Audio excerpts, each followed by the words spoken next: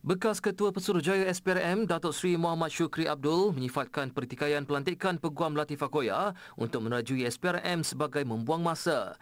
Beliau meminta semua pihak agar memberi sokongan dan kepercayaan kepada Latifah supaya dapat melaksanakan tugasnya dengan terbaik.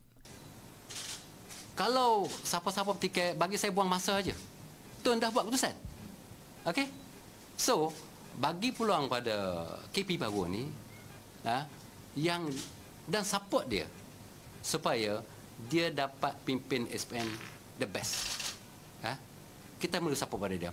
Sebab kalau kita melalak, membawang pun kan, buang masa saja. Buang masa saja. Katanya Perdana Menteri Tun Dr. Mahathir Mohamad berhak membuat keputusan mengenai pelantikan Latifah sebagai KP SPRM yang baharu.